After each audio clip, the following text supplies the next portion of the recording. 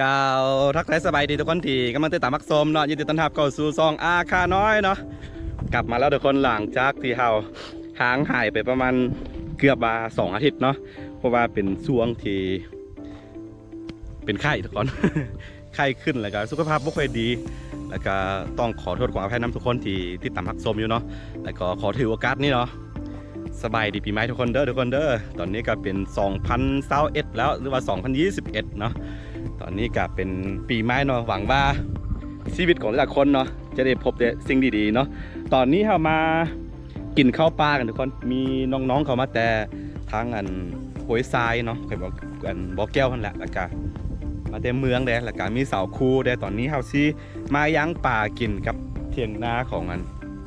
สาวมีโต้เนาะท่านผู้ใดเคยเบิ่งคลิปก้อนเนาะน่าจะรู้จักดีนี่คือนาของสาวมีโต้ตอนนี้เรามาล่างปลากันทุกคนนี่บรรยากาศหลังจากที่เราได้ถ่ายคลิปมานานเลยแหละคิดถึงทุกคนบัวเขาคิดถึงเขาบ่ โอเคตอนนี้สาวคูกำลังเห็นนางสาวคูล้างป่าเนาะคือป่าตัวนี้เอายุ่นน้องนี่น้องของมิโต้เขานี่เดี๋ยวเขาบ่มีมองก็จับบ่ได้สิจับอีกเนาะรอให้มิโต้มากันตอนนี้มิโต้ยังบ่ทันกำลังไปหับแม่เท่ากันสิเดี๋ยวคำแป๊บนึงจุดป่าน้อยๆนึงโอ้บ่พอกินนะบุกินปลาครับกินนั่นเนาะกินน้ำหวานเนาะมามื้อใดตะกู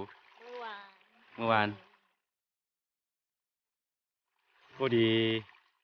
คือลืมเนาะพี่น้องฟังไทยอาจจะบูฮู้คือช่วงนี้อยู่ฟังลาวเนาะหรือว่าสปปลาวนี่จะเป็นช่วงที่เขาปิดเทอมพักนึงเนาะปิดเทอมแล้วเขาแม่นละเขาปิดเทอมพักนึงแล้วก็จะมีพัก2 ช่วงเดือนพฤษภาบ่แม่นกุมภากุมภาเนาะเริ่มเข้าเรียนปกติเนาะกุมภาแล้วก็จะไปสอบเทอม2เนาะอีกที่นึงตอนประมาณท้ายเดือนพฤษภาหรือว่ามิถุนาเพิ่นแหละเนาะนี่มื้อนี้มานํกันหลายคนสาวครูลังทานเด้อเดี๋ยวสิไปเบิ่งน้องเขาก่อนมานํกันหลายคนทุกคนประมาณ 7-8 คนพุ่นแหละนี่2 คนอยู่เถียงนาพุ่นแล้วก็มีน้องๆมาแต่ห้วยทรายกำลังไปเก็บผักกูดแล้วบางคนก็ด่างไฟบางคนก็ล้างปลาเนี่ยแต่ละคนมีหน้าที่ทุกคนโอ้สุดยอดเลยน้ำใสเห็นว่ามีเท่าน้ำเนาะสามารถไปมกกินได้ทุกคนเขียวๆนี่เขาซีน้ำไปเบิ้งน้องเขาอยู่ถึงพุ่นนี่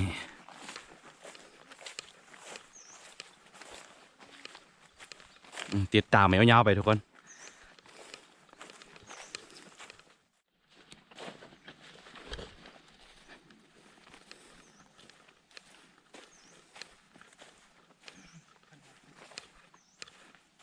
เก็บอยู่เทิงพุ่นมันยังมีสบายดีทุกคนสบายดีครับสบายดีเพื่อนฝ่ายเมื่อสู้สิคนดีเจฝาหม้อนี่พอกับดีเจียมฝ่าหม้อเก็บผักกูดอีกแล้วโอเคอันนี้เป็นน้องไซฮู้จักกันเราเป็นผู้ใดถ้าเป็นคนลาวน่าจะฮู้จักดีโบหลายกว่าน้อยเนาะ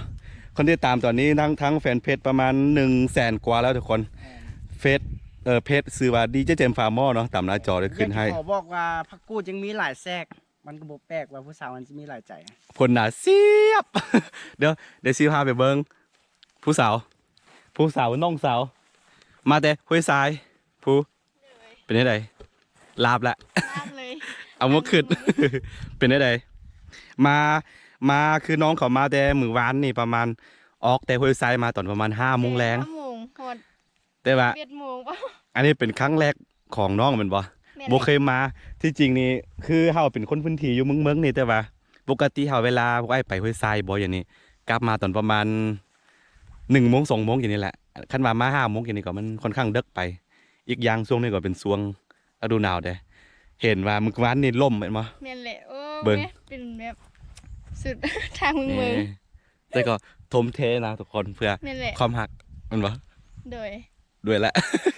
ไปเก็บพักไว้ โดย ลืมซื้อสมภูด้วยทุกคนสมภูเป็นปะ นั่นแหละ ปีนี้อยู่ห้องม7ม6อ่ะ โดย ม6เลยทุกคนเด้อจักปีอ่ะน้อง 18 17 เนี่ยเป็นสาวแล้วเจมส์เป็นสาวแล้ว เป็นแฟนน้องเขานี่มีช่อง YouTube พ่อเหมือนบ่เจมส์ แม่นช่อง YouTube กับ ซอง เดี๋ยวดีเจ็บพาหม้อคือกัน ดีที่เจมส์ฝาหม้อขึ้นกันเนาะได้ซื้อขึ้นตามหน้าจอให้ตามนี้เลยทุกคน ฝาก FC ฝั่งไทยและฝั่งเข้ามาเบิ่งกัน ติดตามได้น้องเขาเฮ็ดเกี่ยวกับแบบ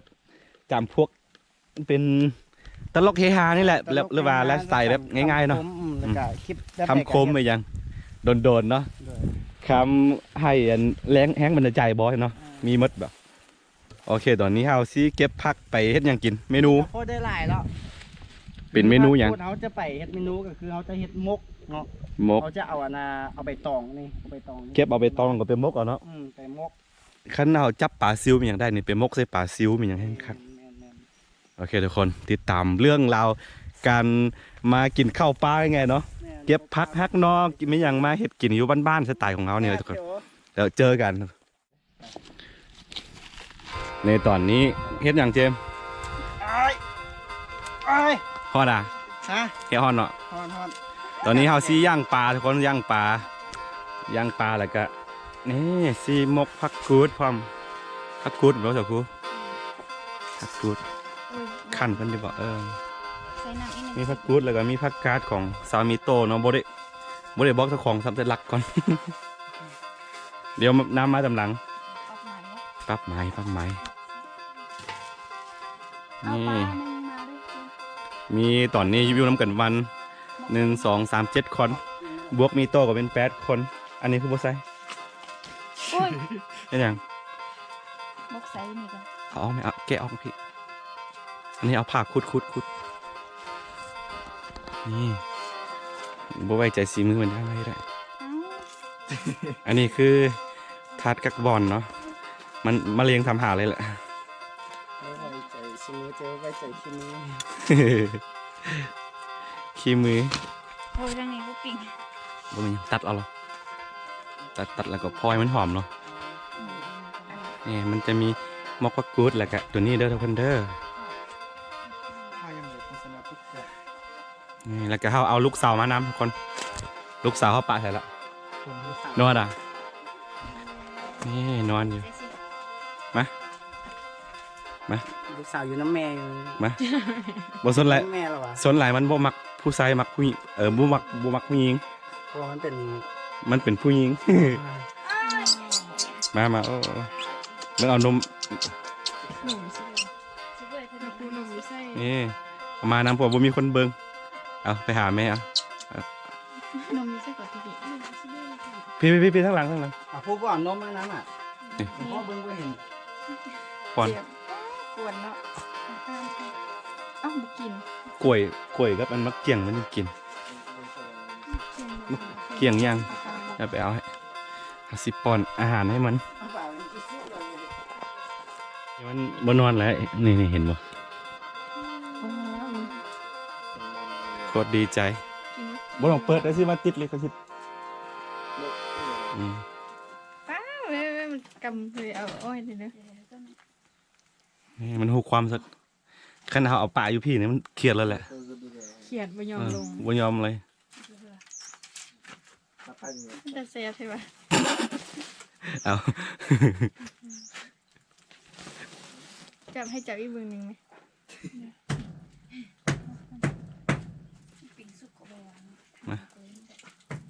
มาปุ่น ท่านผู้ชมระหว่างที่เสื้อดำกับจับลิงนี่แยกบ่ออกกันนะอันไหนเป็นลิงอันไหนเป็นคน บอกเกินไป เดี๋ยวพอแล้ว นี่เนาะบรรยากาศอยู่ทงนาทงไห่ทงนาสวงเดือนหนึ่งต้นเดือนหนึ่งทุกคน ประมาณนี้ ดีว่าแลนเตะเพียงตา มกตัวนี้แหละก็จะคู่มกอันพักกาดผมเลย เพราะตัวมันประกาศอีก มกแล้วก็สายเห็ดเจียวเลย เป็นนอนแล้วนะ แซมเจียวหรอก ใส่เอาใส่เอา จับเอาบางทีจับบางทีจับเอาบางทีจับโฟเลยเมื่อกี้ใส่ก่อน เบิ่งปิ่งปลาได้เต็มเลยได้สิใหม่ ด้วย ที่ใบเนี่ยวิธีหอ วิธีมกของสไตล์ของสาวครู เอาก็เอาเกลือเป็นนวดใส่ แกเป็นนวลใส่อันนั้นตัวขาวๆเป็นหยัง อันนี้เป็นตัวปลา เป็นปลา ถ้าบ่มีตัวปลาบ่แซ่บเพราะว่า เพิ่ม ปล รสชาติเนาะ นั่นแหละปลากับอันนี้เป็นซี ปลา กัน ปลากับพักกูดนี่เป็นของคู่กัน คือเจ้ากับข่อย ว่าซั่น ผล มกอย่างนี้แหละก็ตัวนี้นี่สามารถกินดิบได้ทุกคนสำหรับพักกูดเนาะถ้าผู้ใดมักแต่ว่ามันจะมีกลินคาวๆนิดนึง แต่บางคนเป็นนิ่วเลย บ่เป็นตัวนี้นะพักกูด เศร้าเป็น เป็นอ่ะ มันขึ้นกับคน บางคนก็ต้องกินดิบ แต่ว่าขั้นซุกบ่เป็นอย่างเนาะถ้าผู้ใดเป็นนิ้วนี่คือไอ้เคยเป็นเห็นเป็นนิ้วนี่อันปีบอหรือว่าพักกูดบอหรือว่านอหกก็บ่กินนอไม้เอาง่ายๆ กิน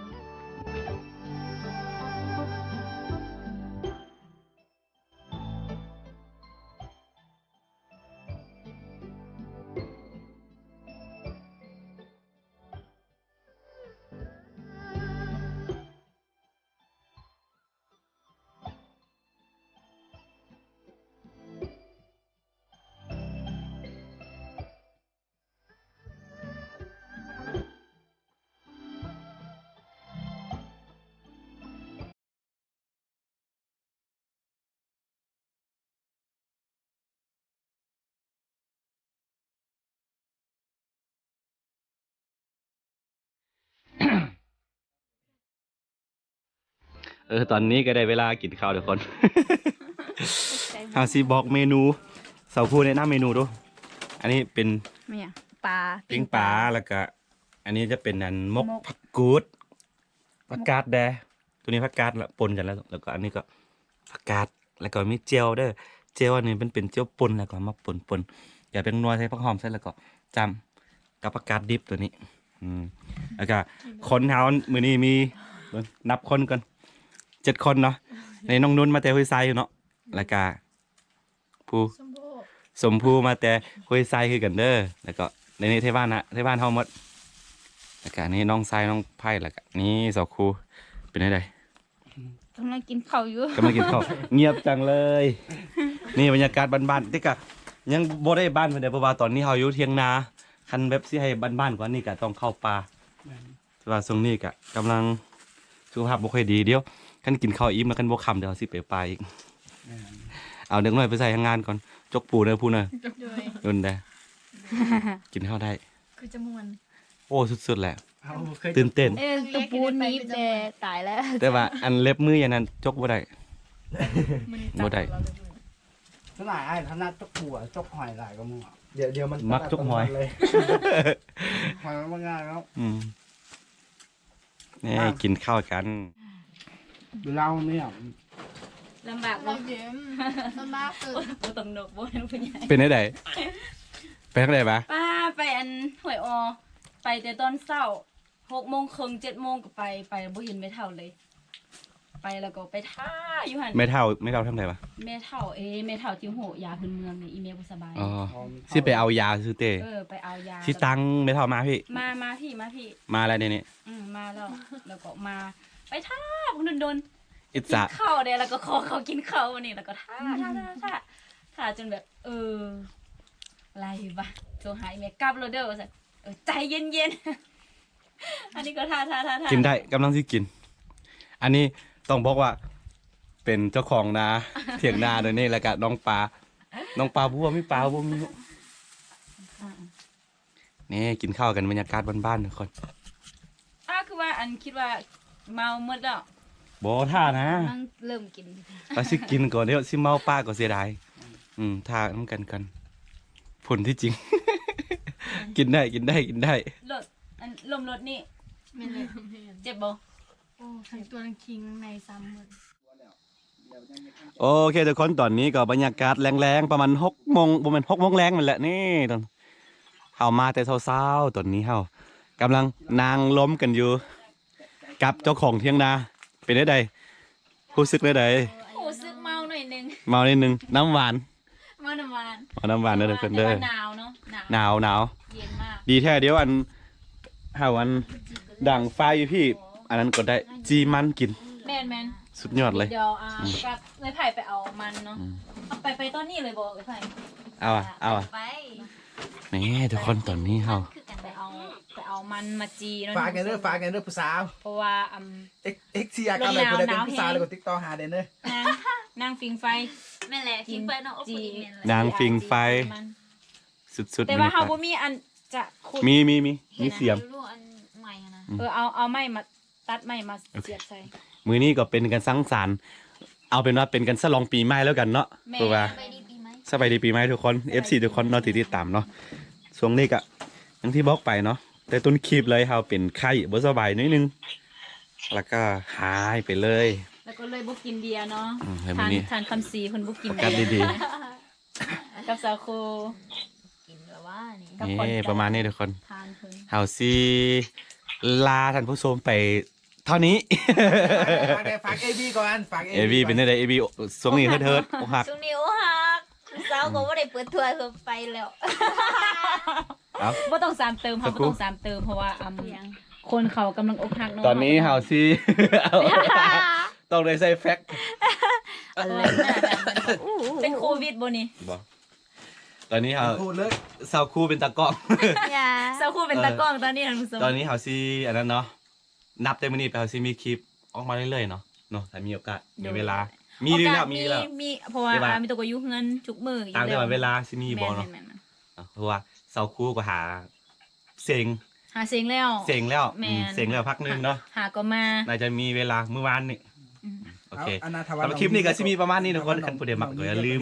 เข้าไปกดไลค์ก็ติดตามซองอาคาน้อยแล้วก็อย่าลืมเข้าไปกดติดตามซองของอันนี้ มี เด้ ตั อ วขาเกิลเด้อท่าน มี ผู้ เตื ช อ ม อาคาเกิลแล้วก็ตากล้องเป็นยังก็อาคายามีนะทุกคนแล้วเจอกันใหม่นะ แม่น สบายดี สบายดี ไป บ๊ายบาย